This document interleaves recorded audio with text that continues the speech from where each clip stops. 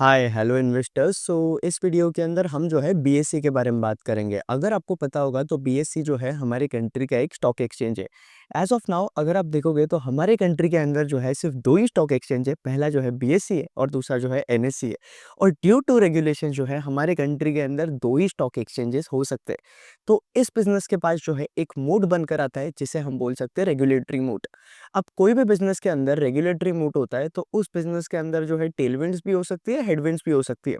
अब आपका टेलविंड जो है अलग डिफरेंट टाइप की हो सकती है और हेडविंड्स भी जो है डिफरेंट टाइप की हो सकती है। जब हम बीएससी के केस में टेलविंड्स की बात करें तो यहाँ अगर आप देखोगे तो एनएससी से जो है चीज़ें बीएससी की तरफ धीरे-धीरे शिफ्ट की जा रही है। ये एक बहुत बड़ा टेलविंड बनकर आ सकता है। और वही इसी कंपनी के लिए हेडविंड क्या बन सकता है कि हमारा जो सेबी है वो ऑप्शन रेगुलेशंस के अंदर जो है कुछ ना कुछ चेंजेस कर रहा है। और आप बीएससी और एनएससी जैसी कंपनीज को देखोगे तो इनके मैक्सिमम रेवेन्यूज जो है हमें ऑप्शन से आते हुए दिखते हैं। अब एक और एक्सचेंज हमारे कंट्री के अंदर लिस्टेड है जो कि आपका इलेक्ट्रिसिटी एक्सचेंज है जिसका नाम है आईईएक्स। तो वहाँ पे भी गवर्नमेंट का अगर आप देखोगे तो गवर्नमेंट ने बस एक रेगुलेशन चेंज किया और स्टॉक का जो गेम है वो पूरा खत्म हो जाता है। क्योंकि पहले कंपनी जो है मोनोपोली बनकर आती थी, लेकिन एज ऑफ नाउ अगर आप देखोगे तो जो वो मोनोपोली वाला फैक्टर था ना आईईएक्स के पास, वो जो है गवर्नमेंट ने आईईएक्स से खींच लिया है। तो ये कुछ रिस्क जो है बंद कर आते हैं। लेकिन एज़ ऑफ नाउ अगर हम आईईएक्स की बात करें तो वो वाला बिज़नेस जो है रेगुलेटरी हेडविंड्स के अंदर है। जब हम बीएससी और एनएससी की बात करें तो यार यहाँ पे पहले टेलविंड्स चल रही थी, जहाँ अगर आप कंपनी का वैल्यूएशन देखोगे तो कंपनी जो है आराम से 64 के पीई के आसपास ट्रेड कर रही थी। और इसके बाद हमें जो है कंपनी के स्टॉक प्राइस के अंदर मैसिव रैली देखने मिली, जहाँ कंपनी का वैल्यूएशन जो है 92 के पीई पे ट्रेड कर रहा था स्टॉक। और स्टॉक जो है एकदम स्टेरॉइड्स पे चढ़ गया था। क्योंकि देखो रीज़न ये है कि एनएससी और बीएससी में सिर्फ बीएससी ही लिस्टेड है। इसके साथ-साथ अब सेबी ने क्या करा था, सेबी जो है ओवरऑल अगर आप जितने भी आपके इंस्टीट्यूशनल इन्वेस्टर्स हैं, तो वो लोग क्या करते हैं, वो जो है आपके एनएससी के थ्रू बाइंग करते हैं। जो आपके डिस्काउंट ब्रोकर्स बनकर आते हैं, वो लोग क्या करते हैं, वो भी आपके एनएससी के थ्रू बाइंग करते हैं। तो आपका सेबी क्या चाह रहा है कि चीज़ें जो है सिर्फ एनएससी पे जो है बहुत ज़्यादा कॉन्सन्ट्रेटेड हो रही है। तो इसलिए वो ये सारी चीज़ों को जो है बीएससी पे भी शिफ्ट कर रहा था। और इसके साथ-साथ बीच में सेबी ने एक और रूल निकाला था जहाँ पे आपकी ऑप्शंस की जो एक्सपायरी होती है, वो यूजुअली जो है ट्यूसडेज़ को होती थी। तो अब सेबी ने जो है उस एक्सपायरी को ट्यूसडे से थर्सडेज़ किया। हालाँकि जो भी कंपनी का मैनेजमेंट है वो ये बता रहा है कि ये एक्सपायरी डेट चेंज की वज़ह से जो है इन्हें इतना ज़्यादा इम्पैक्ट नहीं देखने मिलता है। ओवरऑल अगर आप बीएससी के नंबर्स देखोगे तो हमें जो है बहुत ज़्यादा सॉलिड परफॉर्मेंस जो है बीएससी की तरफ से देखने मिला। इसलिए अगर आप देखोगे तो इतने ओवर टाइम अगर आप बीएससी की स्टॉक का रिटर्न देखोगे तो पिछले 5 सालों में जो है स्टॉक ने 105% का रिटर्न दिया है। लेकिन मार्केट के अंदर जो है हमें हमेशा आगे का देखना होता है। पीछे के रिटर्न्स देखकर जो है फ़ायदा नहीं है, क्योंकि अगर आप सिर्फ पीछे के रिटर्न्स पे फ़ोकस करोगे तो आप एज़ इन्वेस्टर जो है ऑल टाइम जो है गलत स्टॉक्स के अंदर फँसे हुए रहोगे। तो यहाँ बीएससी के अगर हम Q1 FY26 के नंबर्स की बात करें तो हमें यहाँ कंपनी जो है 60% से अपनी टॉप लाइन ग्रो करते हुए दिखती है। इसके साथ-साथ बीएससी को जो है बहुत ज़्यादा सॉलिड ऑपरेटिंग लेवरेज मिल रहा है, जहाँ कंपनी की पैट ग्रोथ जो है हमें 100% की देखने मिली है Q1 के अंदर। और इसके पहले के भी कुछ क्वार्टर्स अगर आप देखोगे तो कंपनी की जो ग्रोथ है ओवर 50-60% जो है हमें टॉप लाइन के अंदर ग्रोथ देखने मिल रही है। इसके साथ-साथ कंपनी के जो मार्जिन्स है वो हमें पहले से जो है बेटर होते हुए देखने मिले। तो यहाँ पे आप देखोगे तो इस रीज़न से हमें पिछले कुछ 5 क्वार्टर से जो है बीएससी के अंदर ओवर 100% की जो है पैट ग्रोथ देखने मिल रही है। तो ये एक इंटरेस्टिंग बात हो जाती है। ओवरऑल अगर आप देखोगे तो मार्केट के अंदर निफ्टी की अगर हम बात करें तो सेंटीमेंट जो है बहुत ज़्यादा खराब थे। तो जब हम निफ्टी 50 की ही ओवरऑल बात करें तो ये निफ्टी 50 जो है आराम से 26,000 के लेवल के आसपास ट्रेड कर रहा था। और फिर उसके बाद हमें दिसंबर से जो है मार्केट के अंदर सॉलिड करेक्शन देखने मिल गया, जहाँ अगर आप देखोगे तो आपके पूरे कैपिटल मार्केट के जो सेंटीमेंट्स है, ये सेंटीमेंट जो है खराब हो गए। अब जब कैपिटल मार्केट के सेंटीमेंट्स खराब होते हैं ना, तो बीएससी जैसे जो कैपिटल मार्केट वाले बिजनेस है ना, वो भी खराब परफॉर्म करना स्टार्ट कर देते हैं। लेकिन यहाँ पे इंटरेस्टिंग बात ये है कि बीएससी के अंदर रेवेन्यू ग्रोथ जो है वो फिर भी कम नहीं हुई जब आपके सेंटीमेंट्स खराब हुए। क्योंकि आप बाकी कंपनीज रीड करोगे, वेल्थ मैनेजमेंट कंपनीज जैसे कि मोतीलाल ओसवाल हो गया या नुआमा हो गया, तो वहाँ पे आप देखोगे तो इनके नंबर्स जो है हमें Q2 Q3 के अंदर जो है खराब होते हुए देखने मिले। नुआमा के केस में भी जो है हमें सेम सीन जो है देखने मिला, जहाँ अगर आप देखोगे तो हमें इनकी जो ग्रोथ है, जो कि abnormal growth capital bull market के अंदर हमें देखने मिल रही थी, वो ग्रोथ जो है वो रिड्यूस होते हुए दिखी। तो हर एक कैपिटल मार्केट के बिज़नेस के अंदर जो है साइक्लिकलिटी जो है कहीं न कहीं इन्वॉल्व्ड है। क्योंकि देखो मार्केट अच्छा परफ़ॉर्म करेगा तो ये सारे बिज़नेसेस अच्छा परफ़ॉर्म करेंगे, यहाँ पे अर्निंग्स ग्रोथ आएगी, ऑपरेटिंग लेवरेज आएगा। लेकिन अगर मार्केट खराब परफ़ॉर्म कर रहा है तो ये सारे बिज़नेसेस जो है खराब परफ़ॉर्म करेंगे। तो यही जो है हमें बीएससी के केस में इंटरेस्टिंग देखने मिला कि यार सेंटिमेंट्स खराब हो गए थे, लेकिन स्टिल बीएससी के अंदर जो है हमें बहुत ज़्यादा स्ट्रॉन्ग ग्रोथ देखने मिल रही थी। क्योंकि इंटरेस्टिंग बात यह है कि एज़ ऑफ नाउ अगर आप देखोगे तो बीएससी के अच्छे खासे रेवेन्यूज़ जो है हमें डेरिवेटिव से देखने मिलते हैं। लेकिन जब वॉलेटिलिटी इंक्रीज़ हो जाती है तब लोग जो है और ज़्यादा कंपैरेटिवली डेरिवेटिव्स के अंदर ट्रेड करते हैं। इसके साथ-साथ जो आपके ऑप्शंस है, उनकी वैल्यू जो है वो इंक्रीज़ हो जाती है वॉलेटिलिटी की तरफ से। तो अब ये सारी चीज़ें हो रही है तो इसके वजह से कंपनी का जो सेल्स है, आई मीन जो टर्नओवर है वो भी जो है हमें इंक्रीज़ होते हुए देखने मिला। इसलिए हमें सेल्स के अंदर भी जो है फ़ास्ट ग्रोथ देखने मिली कंपनी की। और इसके साथ-साथ अगर हम बीएससी की बात करें तो ये सिर्फ़ आपके ट्रेडिंग और क्लियरिंग वाले बिज़नेस के अंदर भी नहीं है।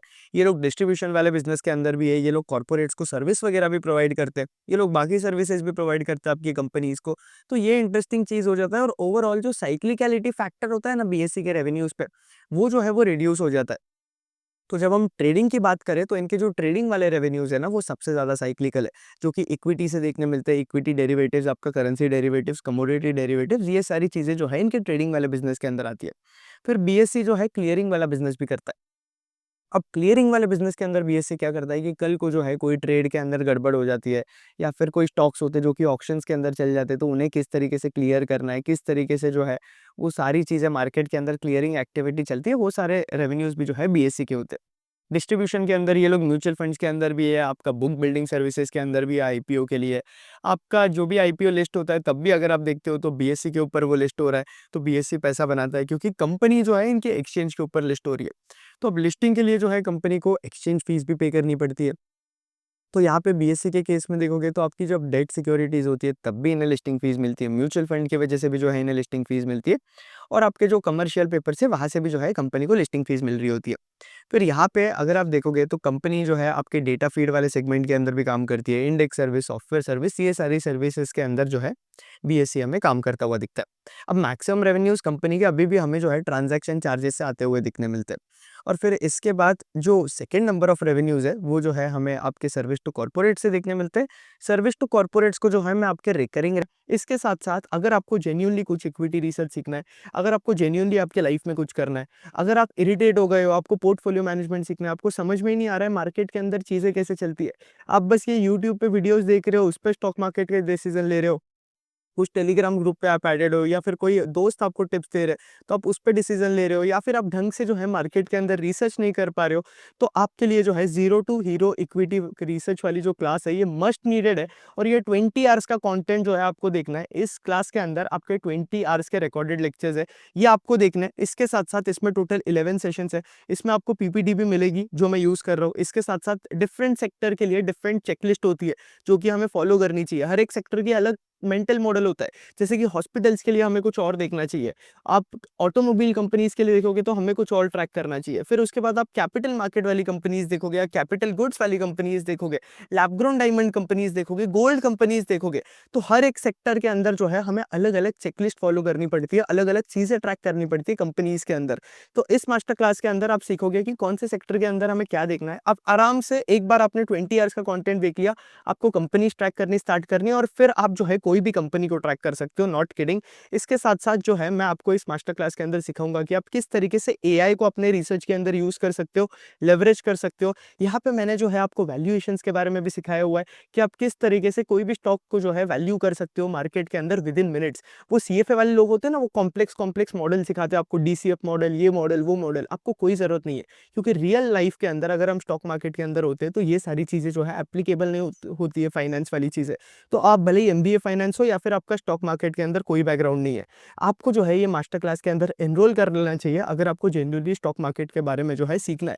यहाँ पे मैं आपको ये भी सिखाऊंगा कि आप पोर्टफोलियो मैनेजमेंट किस तरीके से कर सकते हो, जहाँ मैं अपना पोर्टफोलियो रिवील करूंगा आप लोगों को और अपने पोर्टफोलियो के स्टॉक से जो है मैंने आपको सारी चीज़ें सिखाई है। तो ये 2000 का प्राइस है, ये कुछ भी नहीं है और जो वैल्यू आपको इस मास्टर क्लास के अंदर मिलेगी ना, वो बहुत ज़्यादा, इनफैक्ट 100x ज़्यादा होगी जो प्राइस आप पे कर रहे हो। और डेली मुझे मेल्स आते रहते हैं, डेली मुझे डीएम्स आते हैं, व्हाट्सएप पे आता है, एक्स पे आता है, जीमेल पे मेल्स आते होते हैं। लोग जो है डेली मुझे बता रहे होते हैं कि भाई मास्टर क्लास के बाद जो है हमें कंटेंट बहुत अच्छा लगा, एकदम सुपर्ब कंटेंट है, क्योंकि लोग आपको स्टॉक मार्केट कोर्सेज़ के नाम पे कचरा बेच रहे हैं, आपको बेसिक चीज़ें सिखा रहे हैं। और इस मास्टर क्लास के अंदर आप एकदम एडवांस चीज़ें सीखोगे और वो चीज़ें सीखोगे जो कि आपको मार्केट के अंदर एक्चुअली रेलेवेंट है। और इसके साथ-साथ लोग मुझे बताते हैं कि यार भाई हमने मास्टर क्लास देखने के बाद हमारा पूरा पोर्टफोलियो रिबैलेंस कर लिया। इसके साथ-साथ लोग मुझे ये भी बता रहे हैं कि हमने कंपनीज़ को ट्रैक करना स्टार्ट कर दिया है। कुछ लोगों ने तो कंटेंट क्रिएट करना स्टार्ट कर दिया है, तो वो लोग भी जो है कॉन्स्टेंटली टच के अंदर है। और एक और चीज़, मास्टर क्लास देखने के बाद अगर आपको कभी भी डाउट आता है, कोई भी स्टॉक रिलेटेड या कोई भी चीज़ रिलेटेड, तो आप जो है मुझसे वन ऑन वन भी कनेक्ट कर सकते हो, या तो मेरे एक्स के ट्विटर के डीएम्स के अंदर, या फिर आप मुझे मेल कर सकते हो, या मेल और डीएम्स पे कनेक्ट करोगे तो मेरे लिए ज़्यादा बेटर होगा। तो मास्टर क्लास के लिए एनरोल कर लेना, लिंक नीचे जो है डिस्क्रिप्शन के अंदर दिया हुआ है। और ये वैल्यू जो आपको मिलेगी ना इस प्राइस के लिए, वो कंपैरेटिवली 100x ज़्यादा है। तो रेवेन्यू में डालूँगा। अब जितना ज़्यादा इन एक्सचेंजेस के लिए इनके रेवेन्यूज़ जितने ज़्यादा रिकरिंग होंगे, उतना ज़्यादा मैं बोल सकता हूँ इनकी इनकी जो साइक्लिकलिटी है वो रिड्यूस होती जाएगी, और वैल्यूएशन के अंदर जो है हमें री-रेटिंग देखने मिलेगी। फिर इसके साथ-साथ इनकी कुछ ट्रेज़री इनकम आती है, फिर इन्वेस्टमेंट इनकम भी जो है कंपनी को आती रहती है। तो ये एक इंटरेस्टिंग बात हो जाता है। अब चलो थोड़ा मुद्दे की बात पे आते हैं। तो यहाँ पे अगर आप देखोगे तो आपके इक्विटी डेरिवेटिव से जो है कंपनी को मैक्सिमम रेवेन्यूज़ आते हैं। अब बीएससी का स्टॉक अगर आप देखोगे तो हमें जो है 3000 के लेवल से आराम से 2000 के लेवल के आस-पास देखने मिला है। मतलब लगभग 50% का करेक्शन जो है हमें बीएससी के स्टॉक के अंदर देखने मिला है। अब मैं चार्ट्स आप लोगों के साथ डिस्कस नहीं कर सकता हूँ, लेकिन मैं आपको ये दिखा सकता हूँ कि कंपनी के अंदर जो है हमें मैसिव पीई डी रेटिंग भी देखने मिली है, जहाँ इसका पीई जो है पहले 84 के आसपास था, वो पीई जो है एज़ ऑफ नाउ अगर आप देखोगे तो 55 के पीई पे जो है कंपनी ट्रेड कर रही है। रीज़न ये बनकर आता है कि अभी सेबी की तरफ से न्यूज़ आ रही है कि यार वीकली ऑप्शंस को जो है, उसकी जो एक्सपायरी होती है वीकली एक्सपायरी, वो जो है ये लोग चेंज कर मंथली एक्सपायरी पे डालेंगे। अगर आप बीएससी के ऑप्शन से या डेरिवेटिव से जो रेवेन्यूज़ आते हैं वो देखोगे, तो बीएससी के मैक्सिमम रेवेन्यूज़ जो है हमें वीकली एक्सपायरी से देखने मिलते हैं, और इनकी मंथली एक्सपायरी से जो रेवेन्यूज़ आते हैं वो हमें सिर्फ 2-2.5% के आसपास जो है देखने मिलते हैं। तो ओवरऑल जो है ये बहुत ज़्यादा नेगेटिवली इम्पैक्ट कर सकता है बीएससी को। लेकिन अभी फिर सेबी ने फिर से स्टेटमेंट पास किया है कि यार ये लोग वीकली एक्सपायरी को जो है बैन नहीं कर रहे, लेकिन स्टिल ये लोग जो है कंसिडर कर रहे हैं कि ये यहाँ पे जो है कोई ना कोई एक्शन ले। लेकिन फिर पहले जो न्यूज़ आ रही थी वो जो है अब रिड्यूस हो गई, इसलिए हाई चांसेस है कि हमें स्टॉक के अंदर जो है री-रेटिंग देखने मिले। लेकिन ओवरऑल अगर आप देखोगे तो एफ-एंड-ओ के अंदर जो है अबाउट 90% ऑफ इन्वेस्टर्स जो है हमारे कंट्री के लॉसेस करते हैं। तो गवर्नमेंट भी चाह रहा है कि यार ये जो इन्वेस्टर्स है जो कि एफ-एंड-ओ के अंदर लॉसेस करते हैं, उनके लॉसेस जो है वो रिड्यूस हो जाए। तो इसलिए इनका भी कुछ ना कुछ चल रहा है, जहाँ पे ये एफ-एन-ओ में अगर आप देखोगे तो सेंटीमेंट्स इतने ज़्यादा पॉजिटिव नहीं रहे, रेगुलेशंस इतनी ज़्यादा पॉजिटिव नहीं रही है, क्योंकि आपका सेबी जो है कभी लॉट साइज़ इंक्रीज़ कर देता है, कभी कुछ इंक्रीज़ हो जाता है, ताकि आपका रिटेल पार्टिसिपेशन है ना एफ-एन-ओ के अंदर, वो जो है थोड़ा रिड्यूस हो जाए। अब इसके साथ-साथ हम इनके म्यूचुअल फंड वाले बिज़नेस की बात करें, हाँ, तो वो रिस्क बनकर आ रहा था ना एक चीज़, कि बीएससी के ऊपर रिस्क हो सकता है वीकली एक्सपायरीज़ का। अब वो रिस्क हमें एज़ ऑफ नाउ देखने नहीं मिलता है, लेकिन आगे जाकर हो सकता है इंक्रीज़ हो जाए, क्योंकि गवर्नमेंट चाह रही है कि यार हमारे कंट्री के अंदर गैम्बलिंग रिड्यूस हो जाए। अभी-अभी अगर आप देखोगे तो ड्रीम इलेवन 11 जैसी कंपनीज़ के ऊपर भी जो है गवर्नमेंट ने एक्शन लिया, फिर इसके साथ-साथ आपके ऑनलाइन गेमिंग कंपनीज़ के ऊपर भी जो है गवर्नमेंट ने एक्शन लिया। तो यहाँ अगर आप देखोगे फिर उसके बाद म्यूचुअल फंड वाले सेगमेंट से इनके पास कुछ 46 म्यूचुअल फंड के आसपास रजिस्टर्ड है। अबाउट 14,000 स्कीम्स है इनके पास, और 244 मिलियन के आसपास जो है इनके इन्वेस्टर्स है। तो आगे जाकर जितना अच्छा म्यूचुअल फंड परफॉर्म करता है, जितनी अच्छी हमारे कंट्री के अंदर एसआईपी इन्फ्लोज़ हो रही है, एज़ ऑफ नाउ अगर आप देखोगे तो एसआईपी इन्फ्लोज़ जो है एट मैक्स जा चुकी है। और एसआईपी इन्फ्लोज़ के अंदर जो ग्रोथ रेट्स हमें देखने मिल रही है, वो बहुत ज़्यादा स्ट्रॉन्ग देखने मिल रही है। तो इसकी वजह से इनका जो म्यूचुअल फंड वाला जो डिवीज़न है वो ग्रो करेगा ही।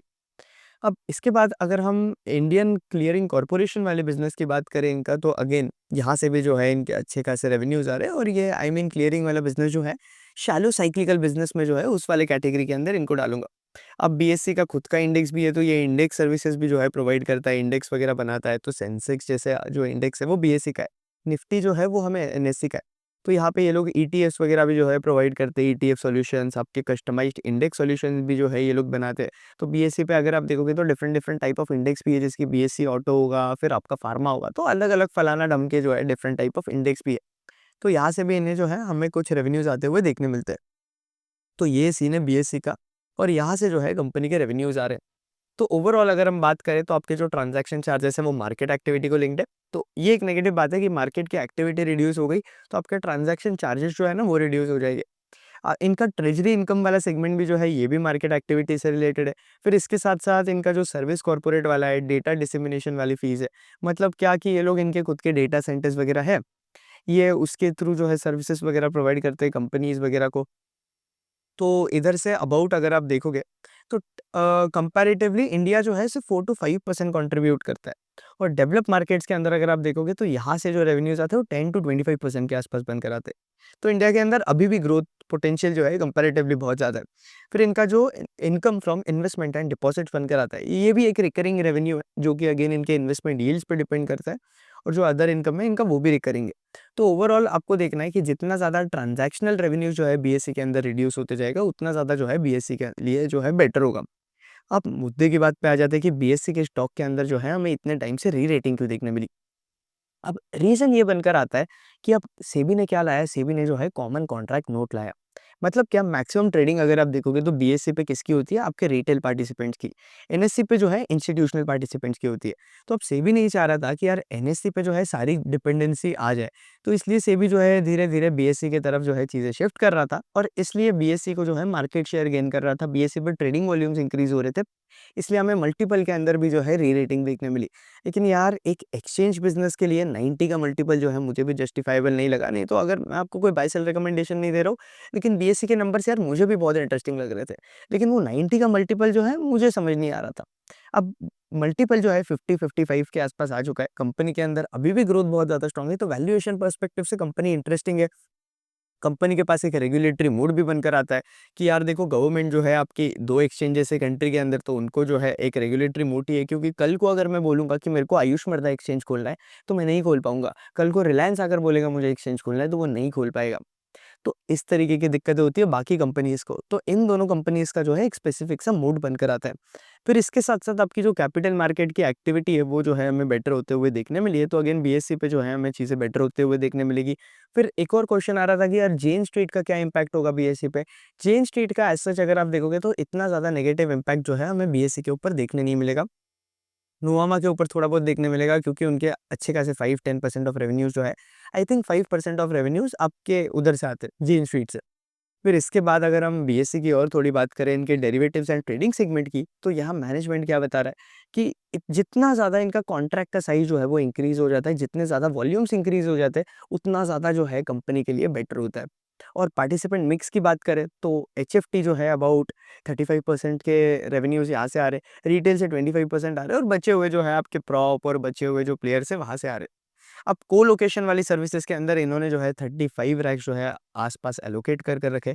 70-80% इनका यूटिलाइज़ेशन चल रहा है। ये लोग जो है और 140 रैक्स के आसपास जो है ऐड करने वाले 2 ट्रांचेज़ के अंदर, और प्राइसिंग उसके लिए ये लोग चार्ज करते हैं आपका 12 लाख पर एनम फॉर आपका 6 केवीए वाला रैक, और आपका 25 लाख पर एनम फॉर आपका 15 केवीए वाला रैक।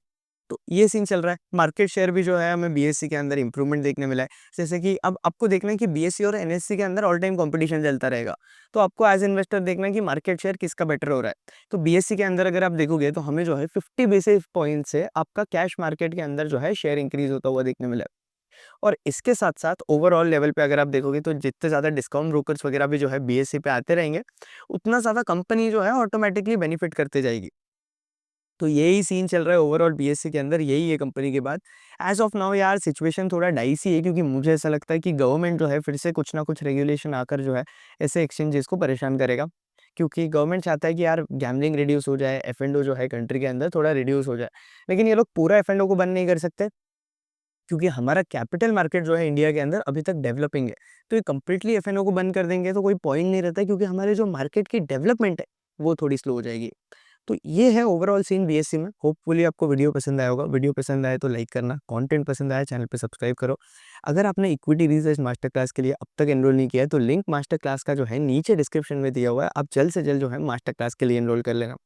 क्योंकि यार ये मास्टर क्लास के अंदर जो है आपको मार्केट को प्रैक्टिकली किस तरीके से समझते हैं वो सारी सारी चीज़ें जो है समझेगी।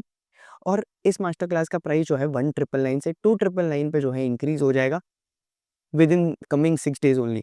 तो अगर आपने अब तक रजिस्टर नहीं किया है तो लिंक नीचे डिस्क्रिप्शन में, आप जल्द से जल्द रजिस्टर कर लेना। As of now master class के अंदर 400 प्लस पार्टिसिपेंट्स एनरोल कर चुके हैं, और जितने भी पार्टिसिपेंट्स एनरोल कर चुके हैं उन्होंने मुझे बताया कि जो वैल्यू उन्हें मिलती है मास्टर क्लास के अंदर, वो जो है 100 एक्स ज़्यादा है जो आप प्राइस पे करते हो इन टर्म्स ऑफ आपका नॉलेज। बहुत चीज़ें लोगों को जो है सीखने मिली है। लोगों के जो है वो लोग पोर्टफोलियो वगैरह भी चेंज किया है लोगों ने अपना।